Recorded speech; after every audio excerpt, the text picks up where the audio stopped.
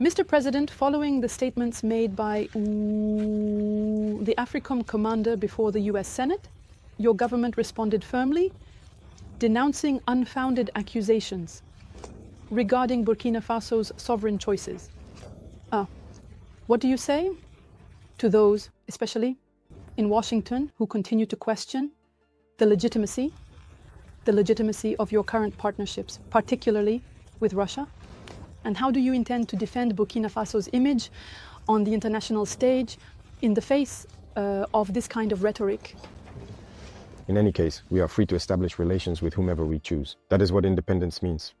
So on this matter, they can continue to think whatever they want. As for us, we will go wherever we want, as long as the partnership can, in any case, be mutually beneficial for both parties. Regarding those remarks, as you mentioned, we protested through the Ministry of Foreign Affairs. That was one thing. But I don't know what happened with that general. There is still a problem. And I would perhaps like him to admit his mistake if he was sent, and to understand that this was not the right mission.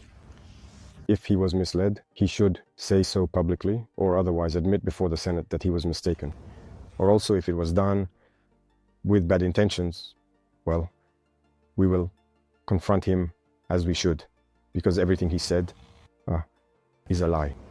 And it's really shameful to see an adult lie, to see an adult, a general officer of a great army lie. This is very serious. First of all, he talked about Burkina's gold being used for what? For us, to protect ourselves and all that. First, it's Burkina's gold, it's not his gold. That's the first thing. What business is it of his? It's none of his business. It's Burkina's gold. It doesn't concern him. Second thing, he's lying. Because Burkina never had any gold reserves until we came. We were the ones who started setting aside gold in the treasury of Burkina Faso. Otherwise, there wasn't a single gram of gold reserves in Burkina. So that means he's a liar, again. And another thing, when he says that, we use it to protect ourselves and all that. We're free. If the people have decided that we should govern them, we have a duty to protect ourselves. So we are free. What business is it of his? And the part that hurt me the most, not because he's a general or because he's American or anything like that, but because he's black. And it really hurts to see a black man being used to fight against another black man. And this didn't start just now. It has to stop. You see, it's very dangerous. Even Libya, who destroyed Libya, once again they used a black man. In movies, back in the day, in America, black people always played the bad guy. We told ourselves, it's just in the movies. But why do black people have to keep playing the bad guy? And I think that if he heard this interview, he should look at himself in the mirror, feel ashamed, come out and say, well, I was given a false report. I regret it.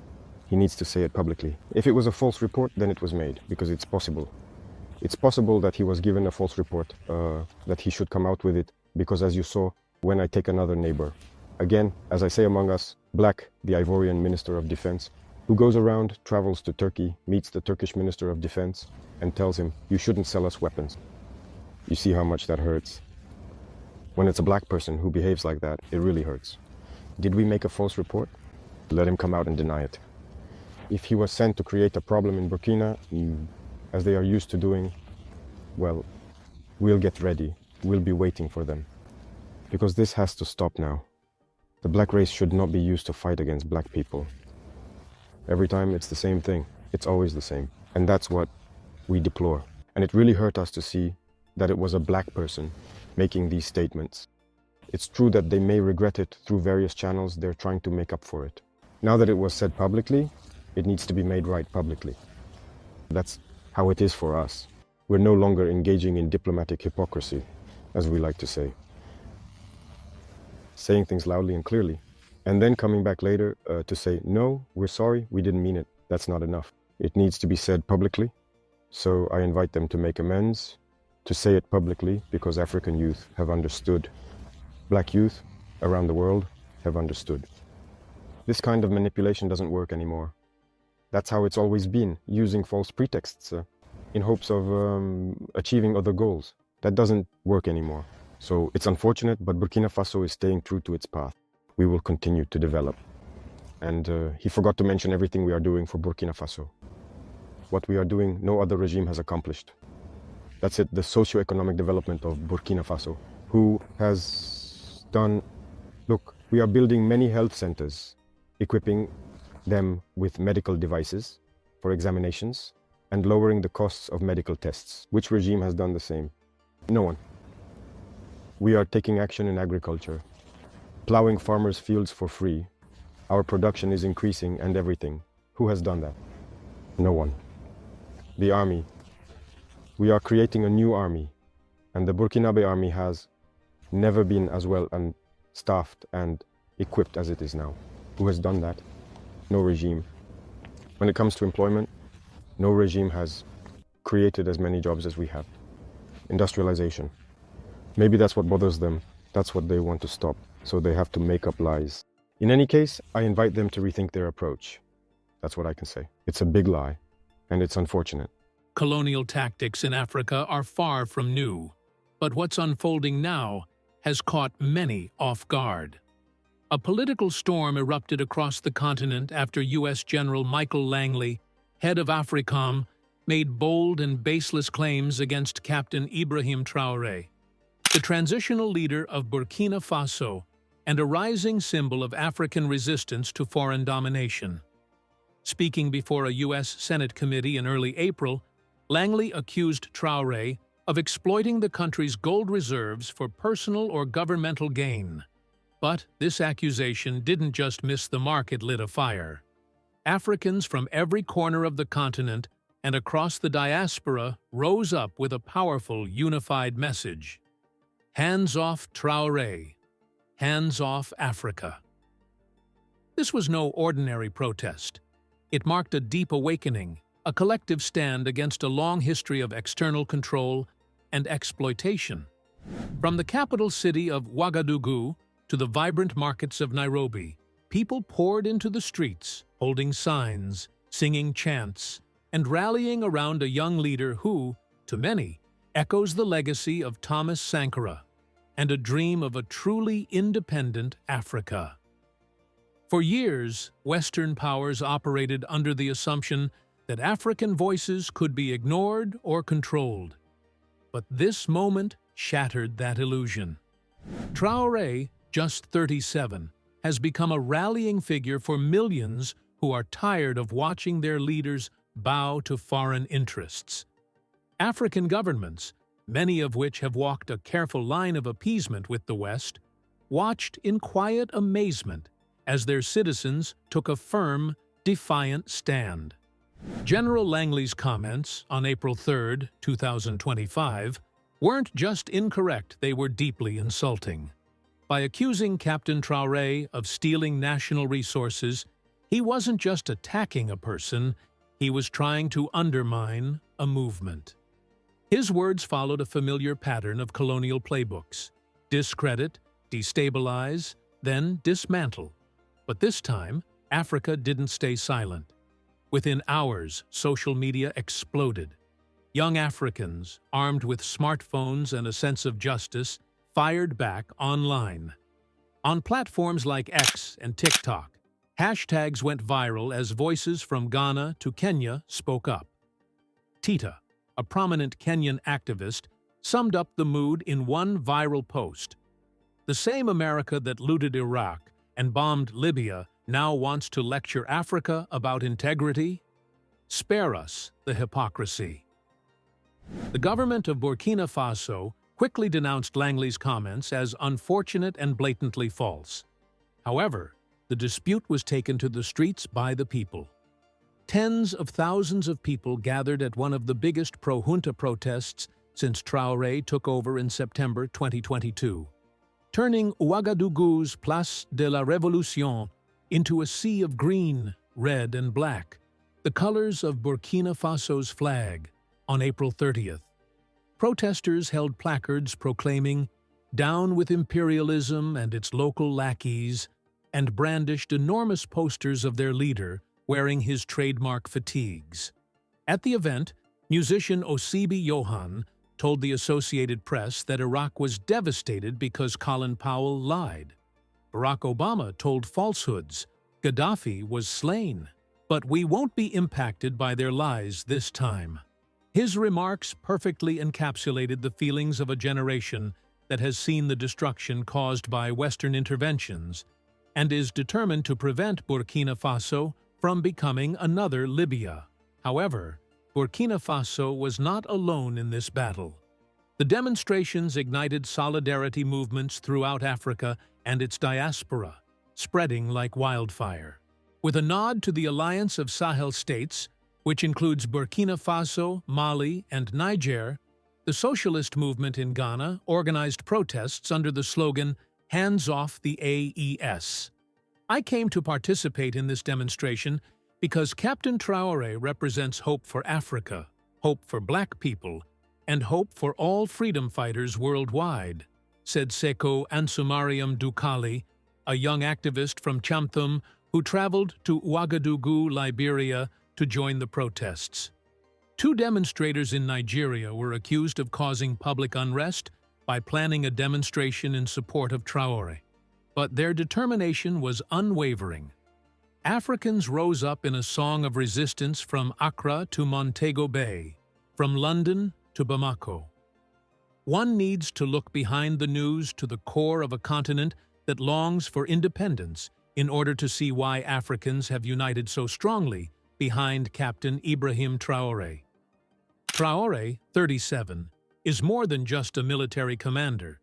He is a living representation of the Pan-Africanist principles upheld by Thomas Sankara, Patrice Lumumba, and Kwame Nkrumah, and a symbol of resistance.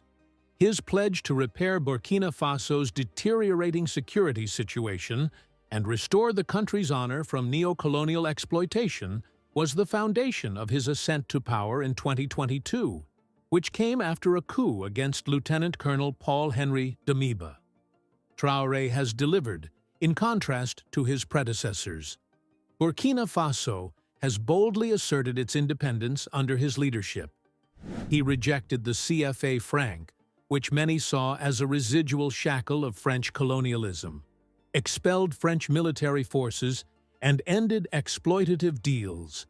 Despite unlawful sanctions and outside pressure, Traoré diverted national riches into grassroots development, including investments in healthcare, education, and food security. His decision to nationalize Burkina Faso's gold mines, which has won him both admirers and detractors, guarantees that the nation's resources would benefit its citizens rather than multinational firms. These acts strike a deep chord with a continent whose wealth has been embezzled for generations, while its citizens live in abject poverty. Traoré uses equally potent rhetoric. He embodies the spirit of Sankara, the iconic leader of Burkina Faso who was killed in a 1987 coup supported by France, while wearing fatigues and speaking the language of revolution. In a symbolic gesture that confirms his dedication to the principles of independence and Pan-African unity, Traoré has placed a new statue of Sankara at the scene of his murder. Young Africans praise him as Africa's Messiah and the people's leader in widely shared TikTok edits, which show him leading fictitious armies to overthrow Western civilizations. Traoré's anti-imperialist fervor is shown in captions such as, "France must fall." To many across Africa, Captain Ibrahim Traoré, affectionately called Traoré by supporters, represents a clear break from the old style of leadership that too often served the interests of foreign powers. Instead of echoing the voices of former colonizers, he speaks the language of the people literally and figuratively. "He's one of us," said Amina Koulibaly, a 24-year-old student from Bamako, Mali, who attended a solidarity event. "He feels our pain. He knows what we've been through. And he's not afraid to stand up to those who've robbed our continent for decades." Her words reflect a wider sentiment among Africa's youth, the largest and most restless demographic on the continent. Young people, worn down by high unemployment, social inequality, and years of foreign political influence, see something different in Traoré. His age, courage, and defiant spirit have turned him into a symbol of resistance and renewal. On social media, he's become a digital icon praised in AI-generated images and deepfake videos that portray him as a warrior for African liberation. But Traoré's appeal isn't just emotional, it's rooted in action. With a military background in counterterrorism, he's made national security a priority in a region plagued by extremist violence. Supporters argue that he inherited a deeply broken system, worsened by years of corruption and foreign interference.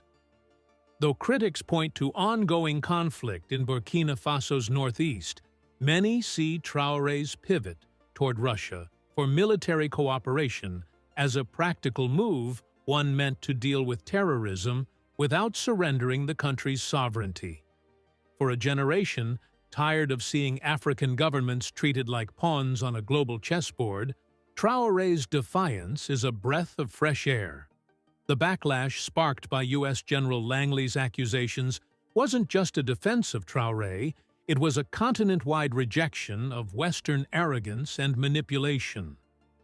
On April 30th, the streets of Ouagadougou came alive with one of the largest demonstrations since Traoré came to power. Men, women, and children, waving Burkinabe and Russian flags, filled the Place de la Révolution. They chanted, "Long live Captain Traoré," celebrating a leader they see as unbought, unbiased, and unafraid. The mood grew even more charged after news broke of a foiled coup attempt, allegedly planned from neighboring Ivory Coast. Burkina Faso's security minister, Mahamadou Sana, claimed it was an effort to derail the country's revolution and plunge it back into chaos. But the people's answer was loud and clear. They would stand by their leader. And it didn't stop in Burkina Faso. The wave of support rippled across Africa. In Ghana, grassroots organizations held rallies to denounce foreign meddling. In Liberia, protesters carried signs that declared, "Traoré is our Sankara," linking him to the legendary Pan-Africanist Thomas Sankara. Even far from African soil, the message was spreading. In London, African diaspora groups gathered outside the US Embassy with signs that read, "Africa's resources are not your playground." In Montego Bay, Jamaica, a small but passionate crowd echoed the same call. Africa must control its own future.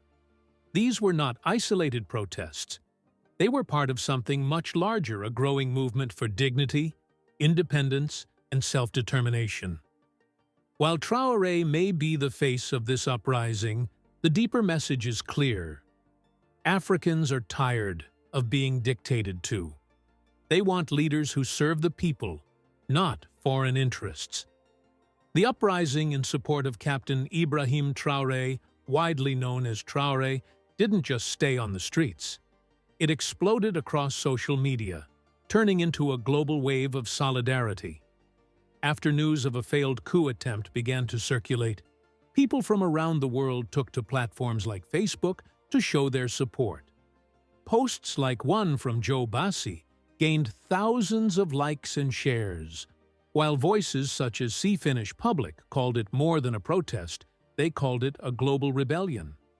They urged the US, France, and NATO to keep their hands off Burkina Faso, Mali, and Niger. Isharu Kwaku summed up the feeling with one powerful sentence: "Africa doesn't need the world. The world needs Africa."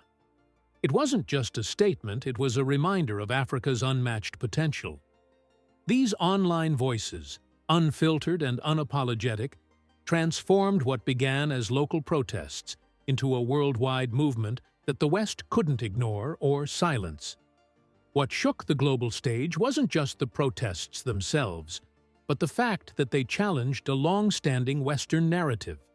For generations, The West has assumed it could shape Africa's path, propping up leaders who obey and removing those who resist.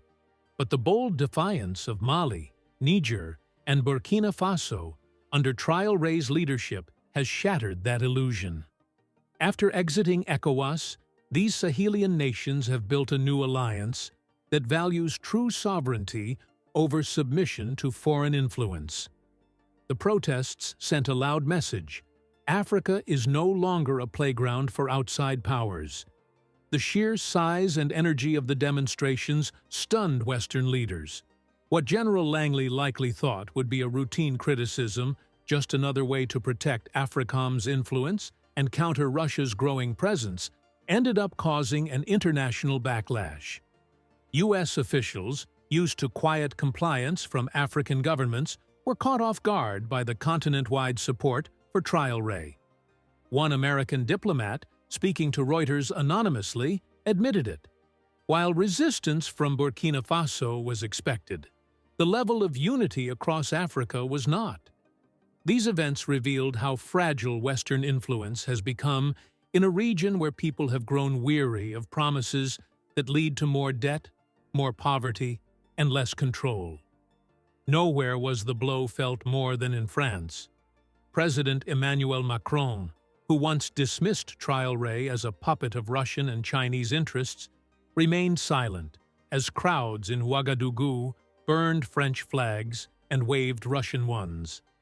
France, once the dominant force in West Africa, has been pushed out of Mali, Niger, and Burkina Faso in quick succession, and now struggles to maintain any real presence in the Sahel.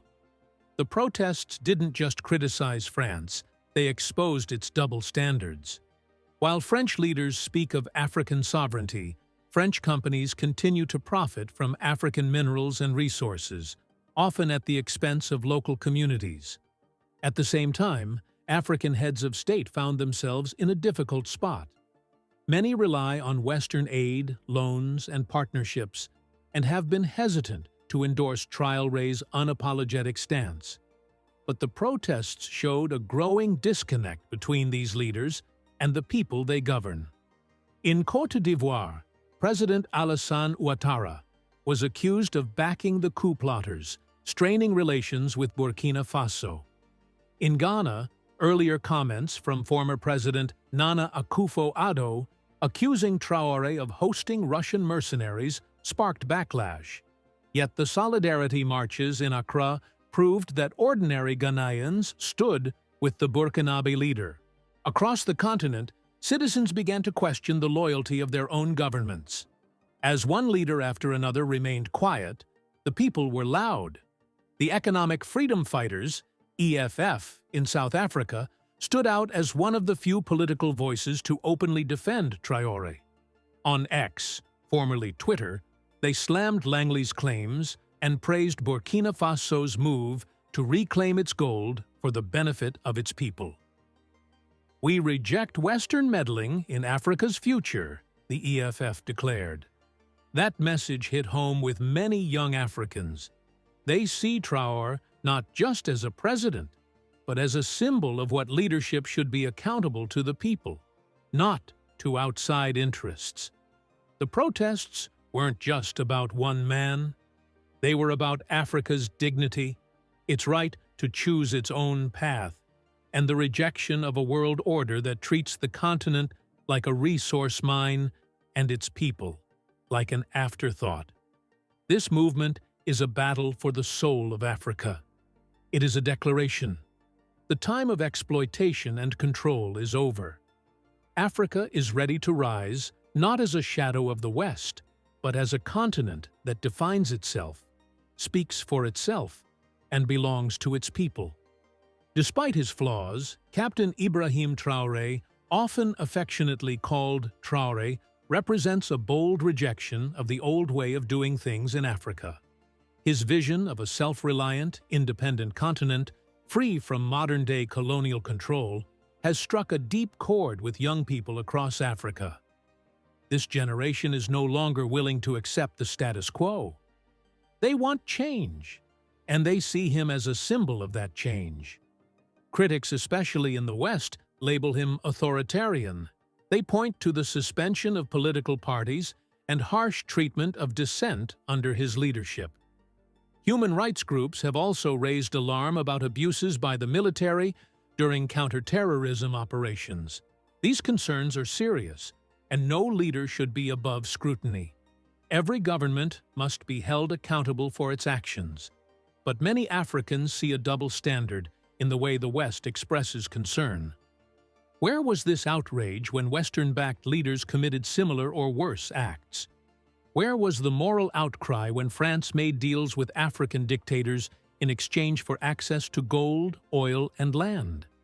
To many, the sudden focus on Traoré's flaws feels less like a concern for justice and more like a political attack on a leader who refuses to bow to foreign pressure. Supporters of Traoré aren't blind to his imperfections. Their admiration isn't about idolizing a man, it's about embracing what he represents. They see him as someone willing to stand up in a storm, a leader responding to a country under siege from extremists, economic sanctions, and shadowy foreign interests. What draws people to Traoré isn't just his military uniform or fiery speeches. It's his message that Africans have the right and the power to determine their own future. By reclaiming control of Burkina Faso's gold mines and investing in local development, he's proving that Africa doesn't need to be managed by outsiders to succeed. His refusal to let foreign governments and companies dictate national policies challenges the lie that African nations can't rise on their own. For young people especially, his energy and determination offer hope. They are tired of waiting for promises to be fulfilled, tired of being told their future will come someday.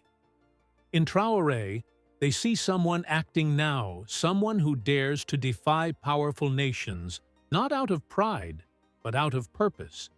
His leadership may not be perfect, but it forces a conversation that many tried to avoid. Who really benefits from Africa's wealth? And who gets to decide Africa's future? In Traoré's defiance, many find an answer. We do. Share your thoughts in the comments. And if you want to see more content like this, make sure to hit the bell icon and subscribe. Thanks for watching, and we'll see you in the next video.